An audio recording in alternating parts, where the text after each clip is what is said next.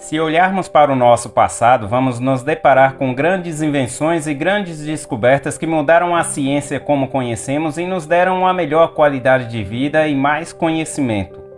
Mas desde Stephen Hawking não ouvimos falar de nenhum outro gênio. Será que não veremos novos nomes se destacando?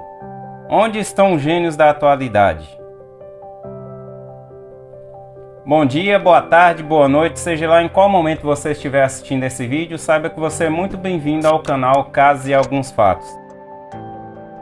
Antes de prosseguirmos, já contribua com o crescimento do canal deixando aqui o seu like e se inscrevendo caso ainda não seja inscrito. Muita gente não se pergunta como surgiram todos os equipamentos que utiliza porque não é relevante para o seu uso, mas não sabe que a curiosidade foi um dos fatores que levaram a grandes invenções. O telescópio, por exemplo, foi criado por Galileu Galilei entre os anos 1609 e 1610 para saciar sua curiosidade sobre o espaço. Galileu Galilei, que viveu entre os anos 1564 e 1642, foi um dos maiores cientistas da história da humanidade e uma das figuras-chave da Revolução Científica do século XVII. Entre suas contribuições à ciência destacam-se a defesa da teoria heliocêntrica de Copérnico, a descoberta de novas leis da física, como a lei da inércia e a lei da queda dos corpos, e a lei da construção de instrumentos ópticos como o telescópio, que revolucionou a astronomia. Galileu também teve um papel importante na popularização da ciência e na luta contra o dogmatismo da Igreja Católica que o condenou à prisão domiciliar por suas ideias revolucionárias. Seu legado é inestimável para a ciência e para a história do pensamento humano. Já que falamos de Nicolau Copérnico, que viveu entre os anos de 1473 e 1543, foi um astrônomo e matemático polonês e propôs pela primeira vez o modelo heliocêntrico, no qual o Sol estava no centro do sistema solar e os planetas giravam em torno dele. Essa ideia contradizia o modelo geocêntrico aceito na época, no qual a Terra estava no centro do universo e tudo girava em torno dela. A teoria de Copérnico foi posteriormente confirmada por outros astrônomos como Galileu Galilei e Johannes Kepler, e revolucionou a compreensão astronômica e da física. Além disso, sua obra De Revolutionis Orbium Coelestium teve um impacto significativo na filosofia, religião e na forma como as pessoas percebem seu lugar no universo. O telescópio feito por Galileu fazia observação direta dos corpos celestes, deixando a imagem escura, mas Isaac Newton, um outro grande gênio da história da humanidade que viveu entre os anos de 1643 e 1727, desenvolveu um telescópio espelhado que permitia uma visão mais nítida dos corpos celestes como o de Júpiter. Ele também percebeu as imperfeições da Lua. Estamos apenas citando alguns dos maiores gênios que já existiram, mas a linha do tempo dos gênios pode ser consultada no site extensão.ccerj.edu.br. Antes de Isaac Newton, tivemos Leonardo da Vinci, que viveu entre os anos de 1452 e 1519. Ele até hoje é lembrado pelas magníficas pinturas como Mona Lisa. Mas pintura não era sua única habilidade. Ele também era um grande inventor, apesar de muitos de seus projetos nunca terem saído do papel. Ele era o que chamamos de polimata, que é o nome dado a pessoas de amplo conhecimento, e seu conhecimento e interesses eram pintura, escultura, arquitetura, matemática, anatomia, engenharia, física, geologia e astronomia. Também tivemos mulheres, e a mais popular é a Marie Curie, também chamada de mãe da física moderna. Ela viveu entre os anos de 1867 e 1934. Ela conduziu pesquisas no ramo da radioatividade e, juntamente com seu marido Pierre Curie, constatou a existência de dois elementos radioativos, rádio e polônio. Ela foi a primeira mulher a receber um prêmio Nobel e a única a receber em duas áreas distintas, que foram física em 1903 e química em 1911. Tivemos gênios envolvidos com a literatura como William Shakespeare e o alemão Johann Goethe, autor do clássico Fausto. Seu QI era de 220, enquanto o de William Shakespeare era de aproximadamente 210. Entre os anos de 1856 e 1943 viveu Nikola Tesla. Nascido na Croácia, foi talvez o maior inventor que tivemos. Ele era engenheiro e deixou mais de 300 invenções patenteadas. Ele inventou o motor elétrico e as correntes alternadas. Você utiliza o Wi-Fi e não se pergunta quem inventou. Não foi ele, mas essa invenção se deu a partir da pesquisa dele que descobriu e provou que a energia pode ser transferida pelo ar. Ele até desenvolveu um projeto para a distribuição gratuita de energia à população, mas seu projeto foi boicotado pelas empresas energéticas que não aprovaram a distribuição de energia gratuita. Afinal, é disso que elas vivem. Nikola Tesla tinha um QI aproximado de 195.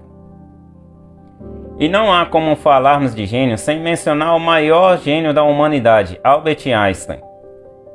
Não se sabe o QI dele, mas estima-se que era entre 160 e 180. No entanto, sua contribuição à ciência foi a mais marcante, principalmente pela elaboração da teoria da relatividade geral, na qual aprendemos sobre o espaço-tempo e sobre a luz. Através da sua teoria, aprendemos que quanto maior a gravidade, mais lento é o tempo.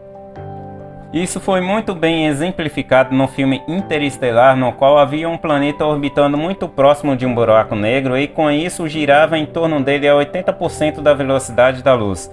E com isso, cada hora naquele planeta equivalia a 7 anos na Terra.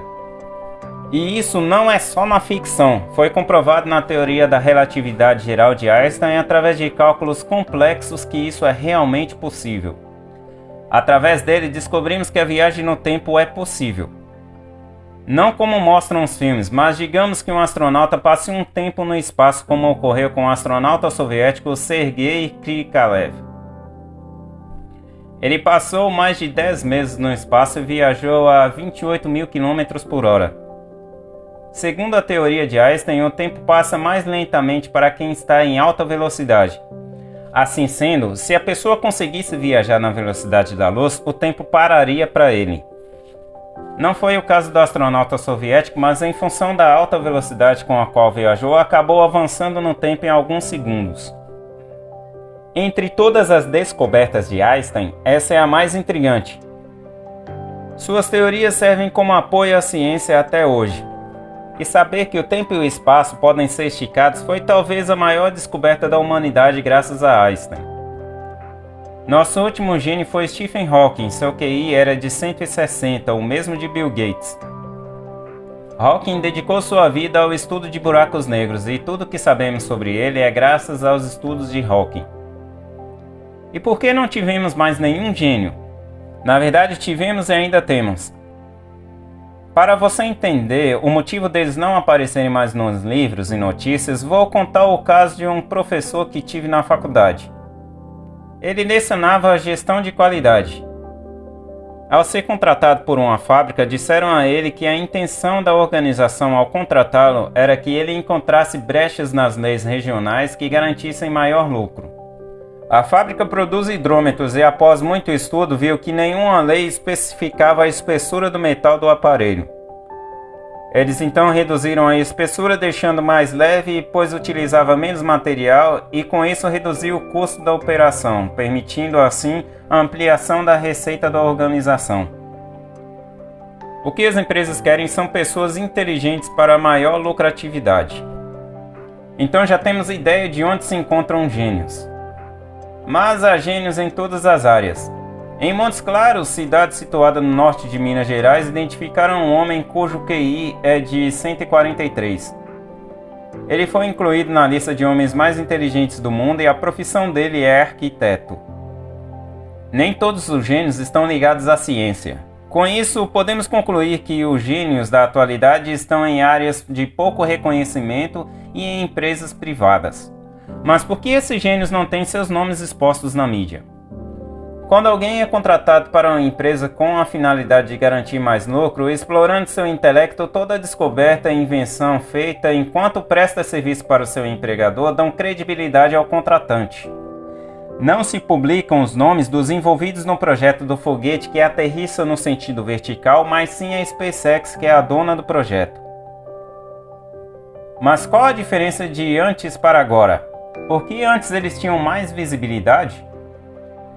A ciência sofreu uma revolução na Renascença, quando surgiram grandes nomes e todas as suas descobertas e invenções eram publicadas em livros e a escrita era a forma como divulgavam. Alguns precisavam pagar os custos da publicação de seus livros com o próprio dinheiro. Enquanto Isaac Newton fazia suas pesquisas, conquistou o apoio de Edmund Halley, aquele astrônomo que deu nome ao famoso cometa Halley. Ele apoiava tanto as pesquisas que patrocinou a publicação do primeiro livro de Newton. Mas hoje todas as novas invenções são feitas com base em descobertas e invenções já existentes. Os carros, por exemplo, são apenas aprimorados. O mesmo vale para equipamentos eletrônicos. Mas há grandes gênios trabalhando pela NASA. No entanto, todo o crédito para novas descobertas vão para a NASA. Isso também ocorre com o surgimento de novas vacinas, no qual todo o crédito vai para os laboratórios e não chegamos a conhecer os gênios por trás de tudo. Mas os gênios da atualidade estão por toda parte, trabalhando em áreas que dão pouca visibilidade, trabalhando para grandes organizações ou apenas fugindo de seus dons.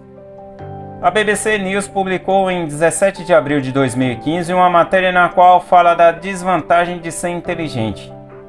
A matéria cita uma pesquisa feita pelo psicólogo Leo Sterman em 1926 que utilizou 1.500 crianças superdotadas. Ele selecionou crianças com QI maior que 140, mas 80 delas tinham QI acima de 170 e, para surpresa de todos, muitas crianças preferiram profissões menos glamourosas como policial, marinheiro ou datilógrafo. Mas há uma questão que não foi avaliada, a questão cultural. Essa pesquisa foi feita com crianças americanas e não quer dizer que pessoas superdotadas de outros países como o Brasil terão o mesmo comportamento, já que aqui as crianças costumam mudar sua profissão dos sonhos ao chegar na fase adulta. A pesquisa também concluiu que pessoas inteligentes tendem a sentir um vazio e são solitárias. Mas não significa que todas as pessoas de intelecto elevado serão solitárias. A conclusão desse vídeo é que grandes gênios ainda existem, mas levando os nomes das grandes organizações para as quais trabalham, ou, como já disse, trabalhando em áreas que não exploram seu intelecto. E esse foi o vídeo de hoje, eu espero que vocês gostem. Se realmente gostaram, cliquem aqui no gostei, se inscrevam no canal caso não seja inscrito, compartilhem com seus amigos e toquem no sininho para serem notificados todas as vezes que aqui tiver um vídeo novo. Vou ficando por aqui, um abraço e até a próxima!